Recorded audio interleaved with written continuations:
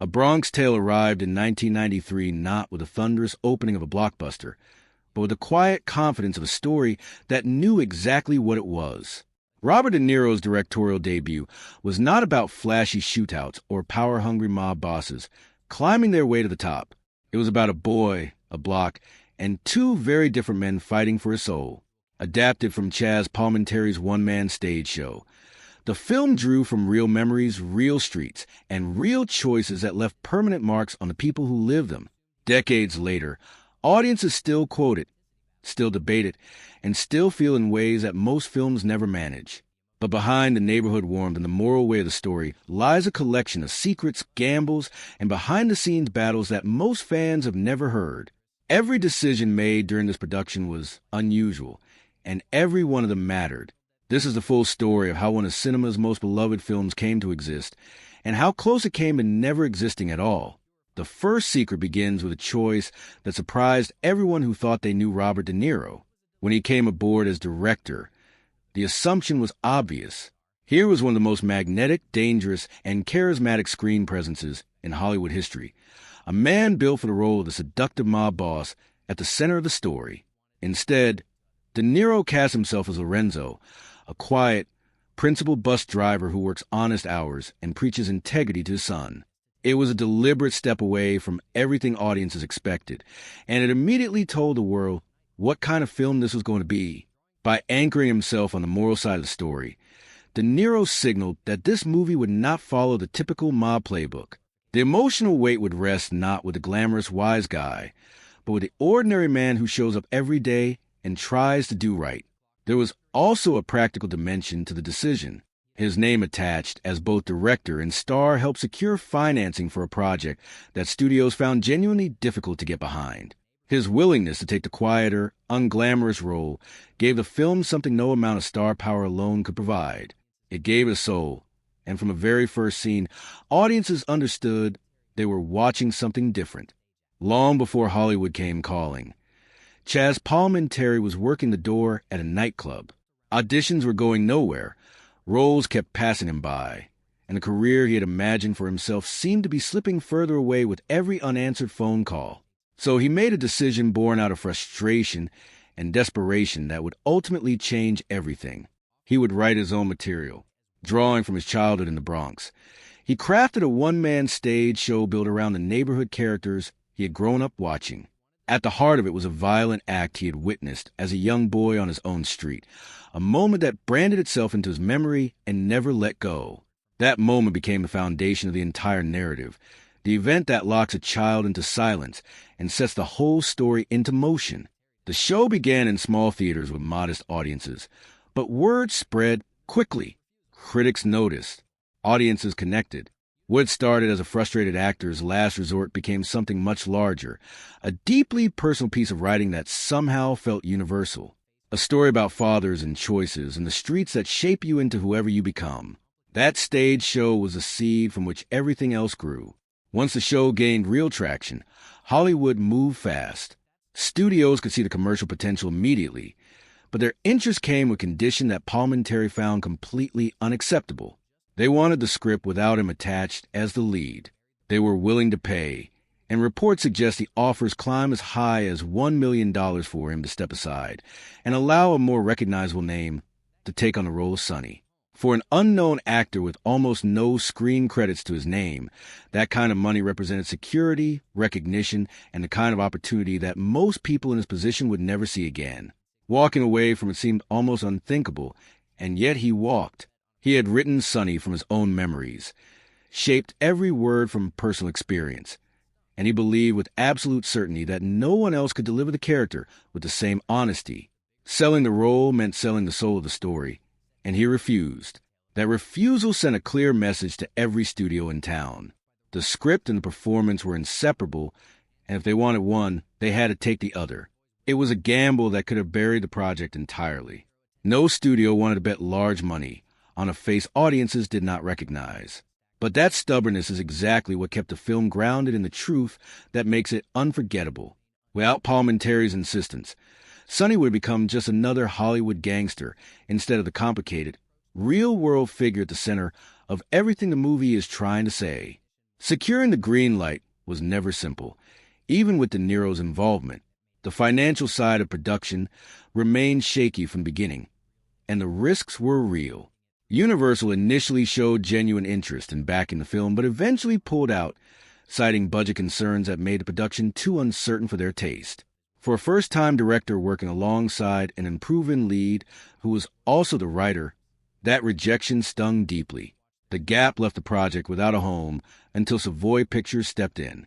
The smaller studio saw what the larger one had missed, recognized the potential in the material, and agreed to finance the production, accepting a level of financial risk that larger companies simply would not entertain. It was a bold bet on a personal story that did not fit neatly into any commercial formula. Even after production began, the budget quietly crept upward as the demands of period recreation grew more complex. Costumes, vehicles, set dressing, every single detail of a 1960s Bronx neighborhood needed to feel real, and realism has never come cheaply. The fact that this movie came close to collapsing before a single frame was shot makes its eventual legacy all the more remarkable.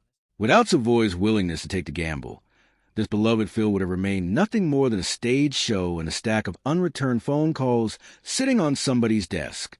The creative partnership at the heart of production began not in a boardroom, but in a theater. Robert De Niro attended a performance of the one-man show and was immediately struck by the raw honesty of the writing. Backstage afterward, he approached Palminteri with a straightforward promise. If they made this into a film together, the script would remain untouched and Palminteri would play Sonny. There was no corporate contract behind that agreement, and no team of lawyers drafting terms. It was a handshake between two men who understood what the story needed, and what it would lose if the wrong hands got hold of it. De Niro recognized that the material worked precisely because it came from genuine lived experience, and running it through a studio filter would strip away everything that made it special. That kind of creative control was almost unheard of in Hollywood, especially for someone without an established film career.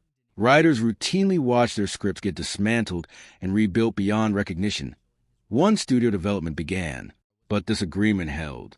Palminteri retained ownership of his words, and De Niro honored that trust throughout the entire production.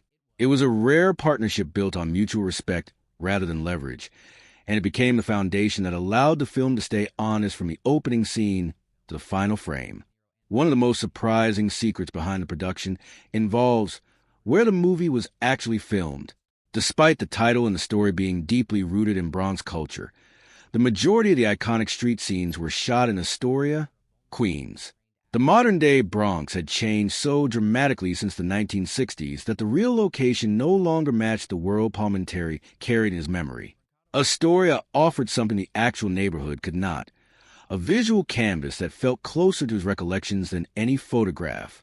The narrow streets, older storefronts, and residential architecture gave the production team a foundation they could layer details onto with care.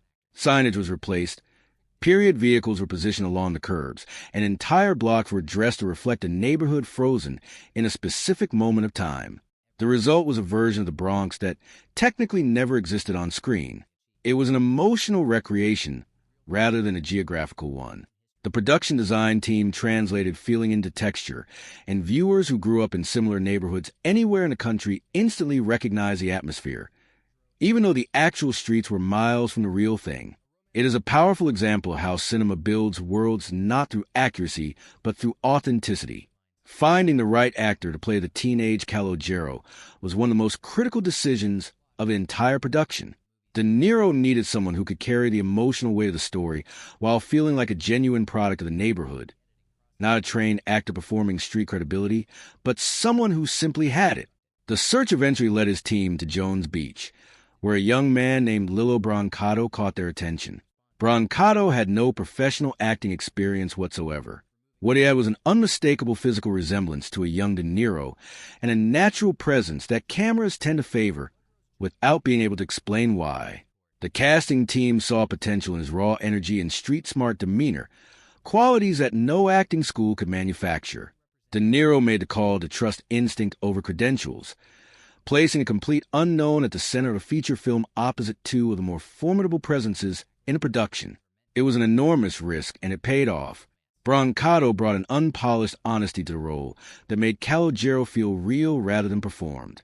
His inexperience became an asset, lending the character a vulnerability that a more trained actor might have smoothed away in pursuit of a cleaner performance. The discovery at the beach remains one of the most talked about casting stories in the film's history. Authenticity was not just a creative preference during this production. It was a philosophy that shaped every department. De Niro held open casting calls throughout New York, actively seeking people who looked and sounded like they genuinely belonged in a 1960s Bronx neighborhood.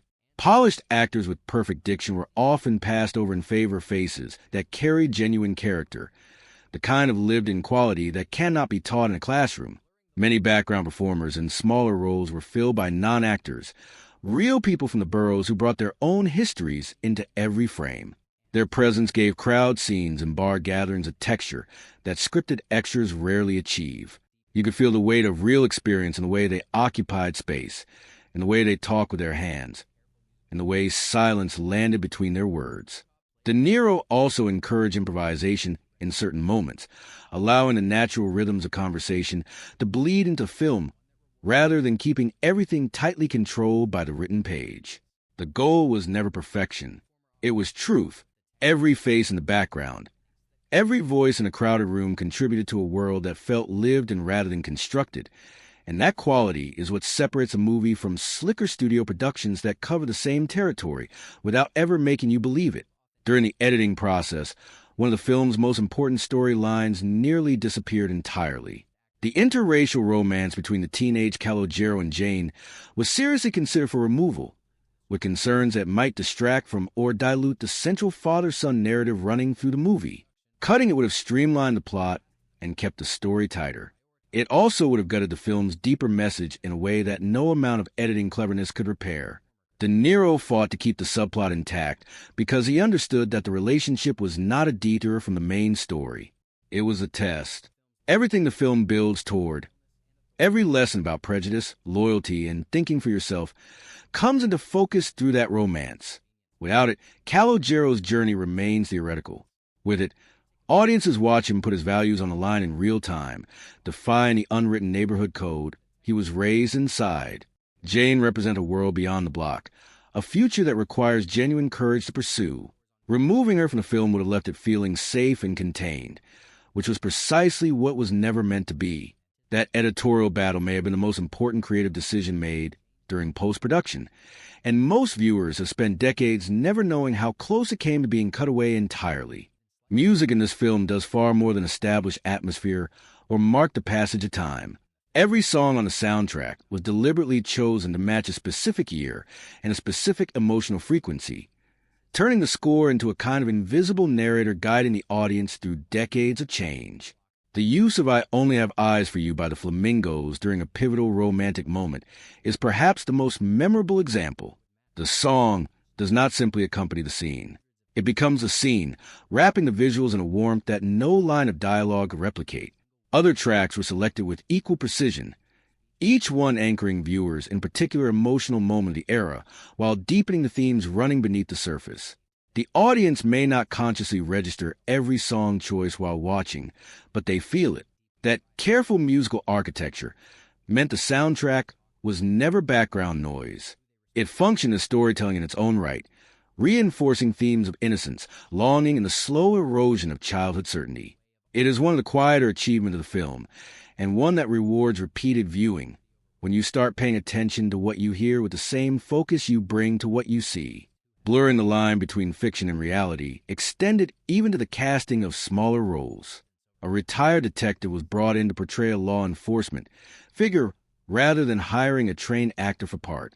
The production wanted someone who had actually lived that experience, someone who carried the mannerisms, speech patterns, and instinctive authority that come from years spent on the job rather than years spent in acting classes. The challenge was that real-world authenticity does not always translate smoothly to the technical demands of filmmaking, particularly in post-production where timing and delivery need to sync precisely with the visuals. The former officer struggled with those demands, and De Niro stepped in personally, coaching him through the recording process with the patience of a fellow performer who understood the difference between being authentic and performing authenticity. The extra effort paid off in ways a polished actor might not have delivered. There was a weight to performance that felt earned rather than rehearsed, a stillness and natural authority rooted in genuine experience. Audiences never knew the difference, but the texture it added contributed to the film's larger commitment to making every frame feel real. Getting the dialogue right required a level of obsessive attention that went far beyond standard post-production work. During recording, one particular line required an extraordinary number of takes that stretched the session well beyond anything the schedule anticipated. The issue was not the words themselves, but the precise way they were delivered. Specifically, the accent, the inflection, and the rhythm needed to feel like they belonged on that particular block in that particular decade. In neighborhoods like the one depicted in the film, tone alone could shift the entire meaning of a sentence. A single word delivered with the wrong emphasis could transform something affectionate into something threatening, something respectful into something mocking. De Niro understood this instinctively and refused to accept anything that sounded even slightly off. The recording session stretched into something that most filmmakers would have abandoned long before reaching the right take. But that obsessive attention to the sound of language was not vanity. It was world building. The way characters talk in this movie tells you where they come from, who they respect, and where they stand in the social order, all without a single word of exposition. Language carries the same weight as costume or set design in this film, and treating it with that level of seriousness is part of what makes it feel so completely real. Behind all the creative decisions and production challenges lay something deeply personal to De Niro himself. He dedicated the film to his father, Robert De Niro Sr., a respected painter and artist who had passed away shortly before production began. That dedication was not a footnote or a formality. It was an emotional engine driving the entire project forward. The connection between the character of Lorenzo and De Niro's own father is difficult to ignore. Both were men who valued integrity over wealth, who worked honestly and hoped their children would choose substance over the seductive appeal of something easier and flashier. Playing Lorenzo was not simply an acting choice. It was a way of honoring the kind of quiet, principled fatherhood that rarely gets celebrated in cinema. Every scene where Lorenzo pleads with Calogero to stay on the right path carries a personal resonance that exists beyond the words on the page. De Niro was not simply directing a movie about a father and a son. He was processing his own relationship, his own grief, and his own understanding of what a good man looks like through the lens of someone else's story. That layered personal investment is part of what gives a film a sincerity that audiences sense even without knowing the backstory. Working with child actors always introduces unpredictable challenges, but one incident during production caused genuine logistical chaos that nobody saw coming. The young actor playing the childhood version of Calogero lost a tooth in the middle of filming, perfectly normal for a child of that age, and a complete nightmare for continuity in a period film that demands visual consistency across every scene. Every scene already shot featured the child with a complete set of teeth. Every scene yet to come needed to match. In a movie that moves between two time periods, even the smallest physical inconsistency can create visible problems for sharp-eyed viewers. The production team scrambled to find a solution, working with dental prosthetics and careful camera positioning to maintain the illusion of a seamless timeline. What sounds like a minor inconvenience caused significant delays and required creative problem-solving from multiple departments simultaneously. Makeup, cinematography, and scheduling all had to reorganize around a gap in a 9-year-old smile.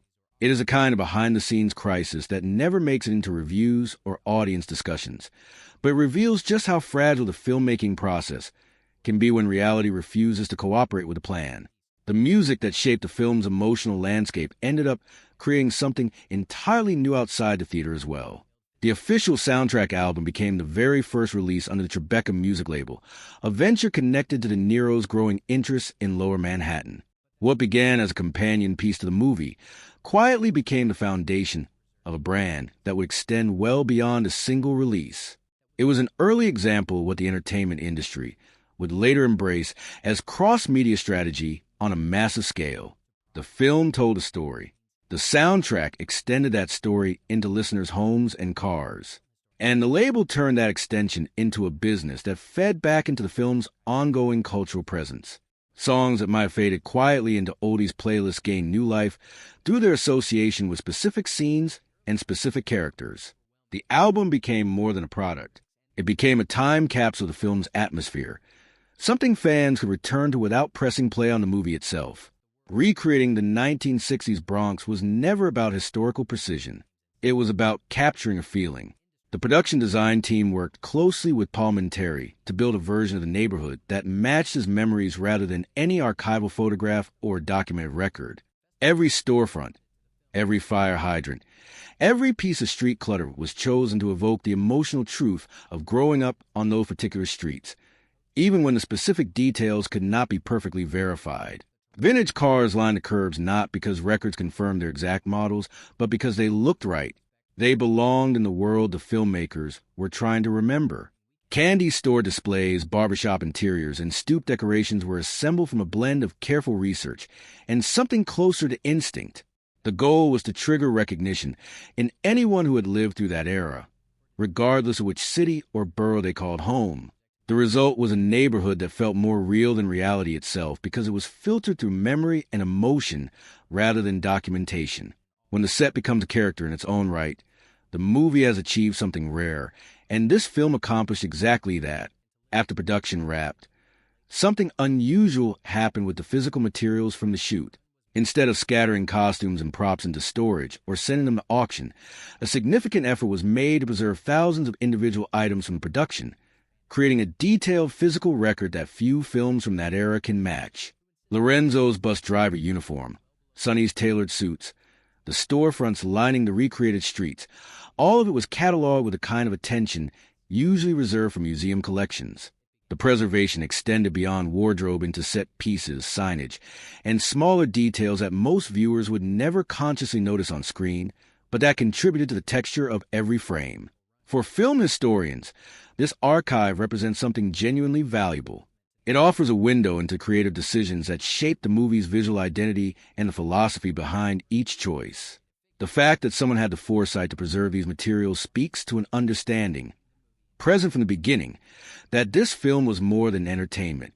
It was a cultural artifact that deserved to be treated as one.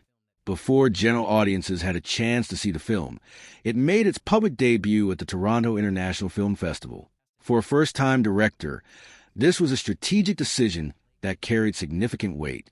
Premiering at a prestigious festival lent the project a credibility that traditional marketing alone cannot manufacture. It told critics and distributors that this was a serious piece of filmmaking, not a genre exercise trying to ride the coattails of more established mob classics. The early audience reactions were overwhelmingly positive, and word began spreading through industry circles that De Niro had delivered something unexpected from behind the camera. Festival exposure created a foundation of goodwill that carried directly into the wider release. Reviews from Toronto shaped how critics would approach the movie, framing it as a thoughtful character study rather than another entry in a crowded genre.